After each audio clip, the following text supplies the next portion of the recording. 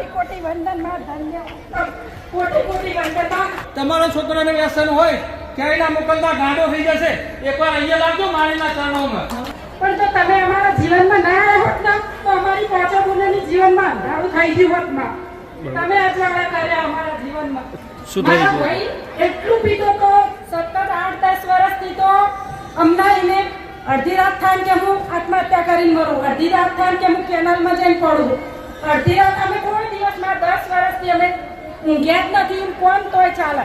અમારો આત્મા અમારા 2 ભાઈ હતા પણ એ ભાઈને ખબર નહીં શું થયું એટલે 8-10 વર્ષથી બસ પીવાનું, મારવા જોડવાનું બધાના કોઈને અમને મારવામાં બાકી નતા રાખ્યા. એનામ શું હતું અમને ખબર નથી પણ અમે આટલી તકલીફ પડ્યા પછી માં તમારી અચાનક મને એક દિવસ વિડીયો તમારા મોબાઈલમાં જોયો હશે. કોનો વિડીયો? માનો વિડીયો, ખોખાર મેલડી માનો. અચાનક મોબાઈલ મંડળતા માનો વિડીયો આવી ગયો એટલે આને મને આવીને કીધું કે તારે જ આપણે જવું હોય કે ભાઈ માટે તો આપણે જઈએ. ચાલ તમારા હસબન્ડ અમને બધાને લઈને અહીંયા આવ્યા. જે પછી છેલ્લી ઘડી એને માનતા રાખી માનું હું ત્રિશુળ આપીશ અને 2 શબ્દ માં કહે તો માએ બોલાવીને કીધું બોલાવે દીકરી શું કહે છે તો 5 દીકરીઓ જમાડવાનું કીધું. જમાડ્યા પછી 10 દિવસમાં જીવન પરિવર્તન થઈ ગયું આખું. બરોબર. એટલે માતાજીએ શું કીધું હતું તમને? કયો વ્યવહાર બતાવ્યો? મસાણી મેલડીમાં જાહેર કર્યા હતા કે એમના નામથી જમાડજો દીકરીઓ, તમે 5 દીકરીઓ જમાડજો એવું કીધું હતું. હા, બીજા દિવસથી એનું મગજ સારું થઈ ગયું. એ તમે 5 દીકરીઓ જમાડી અને બીજા દિવસથી એમનું મગજ સારું થઈ ગયું, પીવા જવાનું બંધ કરી દીધું એમના મનથી જ.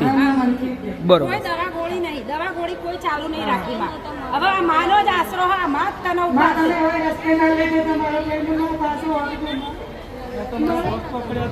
તમે પ્રાર્થના કરતા હતા માં મારા ભાઈને આટલું બંધ કરાવી દેજે.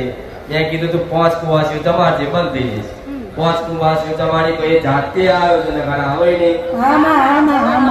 આવતા નતા ને એ વિશે મારો પડતો છું. હા માં. એને દુકાન નતો ખોલતો માં. એ કે મારે હવે કામ ધંધો બંધ થઈ જશે, મને કોઈ કામ નહીં આવે.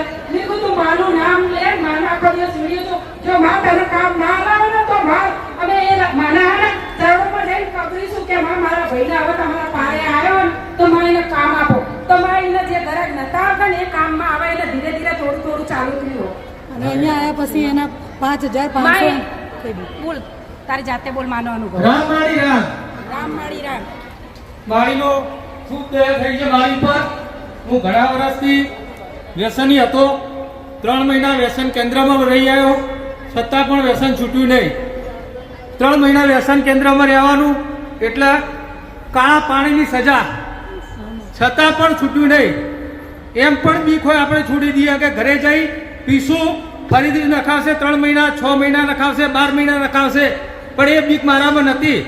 પણ એક રવિવાર માળીનો ભર્યો, ખાલી એક રવિવાર ભર્યો છે. આજે હું રોજના 1500 રૂપિયા કમાઉં છું, વ્યસને જતો નથી, ઈચ્છા બી નહીં થતી જવાની. અને માળીના હરેક ટાઈમે યાદ કરું છું. કઈ કામ ના થાય તો માળીને યાદ કરું, તરત કામ થઈ જાય. વ્યસન મુક્તિ કેન્દ્રમાં જઈએ તોય દારૂ ના છૂટે. વ્યસન મુક્તિ કેન્દ્રમાં 78 દિવસ રહ્યો, માર ખાધો, વાસણો ઘસ્યા, માનસિક શારીરિક ત્રાસ વેઠ્યો, છતાં પણ બંધ ના થયું. અને 12,000 ધામ એક જ રવિવારમાં છૂટી ગયું. પહેલી વાર આવ્યો અને મારા બંધ થઈ ગયું. દરેક વાલીઓને કહું છું, તમારો છોકરાને વ્યસન હોય ક્યાંય ના મોકલતા, ગાંડો થઈ જશે. એકવાર અહીંયા લાવજો માળીના ચરણોમાં. અને બીજું, મારી જોડે પૈસા નતા. જય રવિવારે મારે કેનેવાન ભાડું આપી દઉં, ખાતું ખોલાવી દઉં, નવું 500 રૂપિયા જ ખાતામાં હતા, એ બી ઉપર લીધા હતા. અચાનક 5500 રૂપિયા ખાતામાં આવી ગયા છે. ક્યાંથી આયા ખબર નથી. ક્યાંથી આયા ખબર નથી, હજુ સુધી વાપરતો નથી. મારીએ મને ભાડું આપી દીધું છે. મારીનો ખૂબ ખૂબ આભાર, ખૂબ ખૂબ દયા થઈ છે મારી પર. બેનડીઓ પર માં તમે અમે ત્રીજા મહિનેથી આવીને માં તમે અમારી ભૂલો પર દયા કરી. અમને અમારો વર્ષો જૂનો ભાઈ અમારો ખોવાઈ દીધો. અમારો ભાઈ તમે પાછો આલો માં. તમારા કોટી કોટી વંદન માં ધન્ય કોટી કોટી વંદન માં. બધી બહેનો પર માં આવી રીતે તમારો આશીર્વાદ બનાવી રાખજો માં. અને સદા તમારો